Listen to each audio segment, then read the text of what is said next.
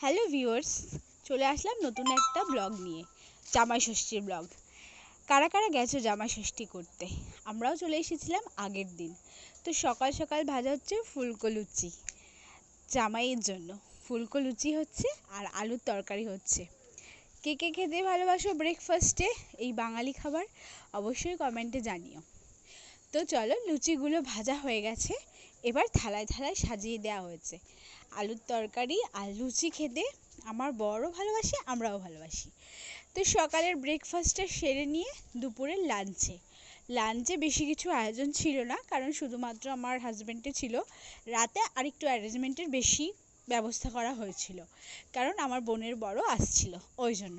Plus আমার হাজব্যান্ডের ছুটি ছিল না, ও যাবে ডিউটিতে। তাই খুব সামান্য আয়োজনেই, আর ও বেশি কিছু দিয়ে খেতে ভালোবাসে না, তাই জন্য খুব সামান্য আয়োজনমেন্টে করা ছিল। হয়েছে খারকোল বাটা, পটল ভাজা, স্যালাড, চিকেন কষা, ঠিক আছে। তো ও এটাই এনজয় করলো, চলে গেল ডিউটিতে। এবার রাতের পালা। রাতের মেনু ছিল বিরিয়ানি, চিকেন কষা। তো সমস্তটাই বলেই মা রান্না করেছে, আমি জাস্ট বিরিয়ানিটা পরপর সাজিয়ে দিচ্ছিলাম। এই মুহূর্তে বোনের বোন সবাই এসে হাজির, ঠিক আছে। আর একটু পরেই দেখতে পাবে। আর তাছাড়াও আমার ব্লগে ওদেরকে তোমরা আগেও দেখেছো, আজকে আবার দেখবে। তো কে কে গেছো জামাই ষষ্ঠী করতে, যদি চাও আমার সাথে শেয়ার করতে পারো।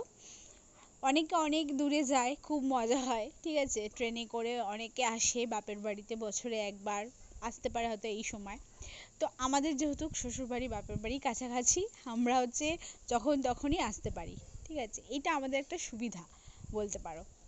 তো যাই হোক, তোমাদের সাথে গল্প করতে করতে দেখো আমি বিরিয়ানিটা সাজিয়ে নিচ্ছি। তো ভাবলাম যে একটু কিছু তো দেখাতে হবে ব্লগে, তো এটাই চলো আজকে এটাই দেখাই। আর সারাদিনে তেমন সময়ও পাইনি, ঠিক আছে, আমারও ডিউটি ছিল। তো যাই হোক, এবার বরকে বলেছি তুমি একটু ক্যামেরাটা ধরো, আমি একটু সাজিয়ে নিই। তো এখানে কিন্তু আলুর বিরিয়ানি হচ্ছে, আর চিকেন কষাটা হয়ে গেছে। আমার ওটা ভিডিওটা তুলতে মনে নেই, শুধু তোমাদেরকে বিরিয়ানি যে সাজিয়ে আমি বসাচ্ছি সেটাই দেখাচ্ছি। তো কার কার বাড়িতে আজকের মেনু ছিল বিরিয়ানি। বিরিয়ানি খেতে আমার বর অতটা পছন্দ করে না, আর বোনের বড়ও অতটা পছন্দ করে না, কিন্তু আমরা জানতাম যে ও পছন্দ করে। কিন্তু এসেই বলছে যে আমার জন্য একটু সাদা ভাত তুলে রাখবে, ঠিক আছে। তো যাই হোক, এবার সাদা ভাতও ওদের জন্য তোলা হয়েছে।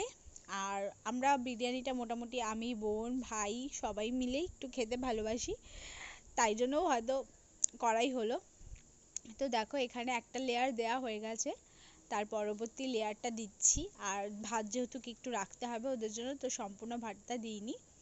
তো দ্বিতীয় লেয়ারটা দিয়েই এরপরে আমি ওই বেরেস্তা বলো, আলু বলো, আর একটু চিকেনের ঝোল দিয়ে, আর হচ্ছে তোমার যেটা থাকে ওই কেশরের জল দুধের মধ্যে দিয়ে, তার মধ্যে একটু গোলাপ জল, কেওড়া জল, আর মশলাপাতি খুব সামান্যই ছিল, কারণ এখন যা প্রচণ্ড গরম পড়েছে, এই গরমে না খাওয়া যায় না শোয়া যায়, ঠিক আছে।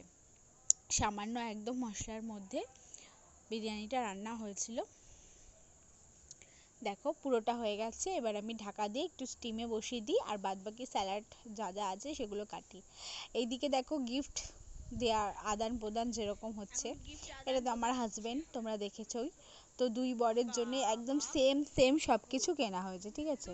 তো প্রথমে আমার বর যেহেতু বড়, ঠিক আছে, তো ওকে দিল মা গিফট। আর এবার মার জন্য একটা শাড়ি নিয়ে এসেছে, সেটা দিল মাকে। তারপরে এবার চলে আসছে বোনের বরের পালা। এটা হচ্ছে বোনের বর, তো ওকেও দেওয়া হলো। আর ওর শার্টটা একটু টাইট হয়ে গেছিলো, তারপরে ম্যানেজ হয়ে গেছে। তো আশীর্বাদ চেয়ে নিল মার কাছ থেকে। এটা হচ্ছে বোনের জন্য একটা শাড়ি নিয়েছে মা। তো এবার আমাকে বলছে যে তুই আয় এবার তোকে দিই। আমি বলছি কেন আমাকে দিতে হবে, কেন আমাকে দেওয়ার দরকার নেই। বলছি না, সবাইকে দিয়েছে, তোকে না দিলে হয় বলো, মা তো মেয়ের জন্য ঠিকই কিনবে।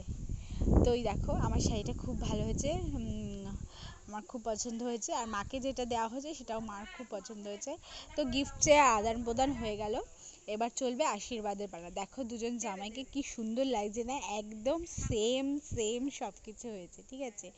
খুব ভালো লাগছিল দুজনকে দেখতে। আর দুপুরবেলায় বলেছিলাম যে এই জন্যই অ্যারেঞ্জমেন্টটা করা হয়নি, কারণ রাত্রিবেলায় বোনের বর আসবে, আমরা ভেবেছি দুজনেই একসাথে সব কিছু হবে।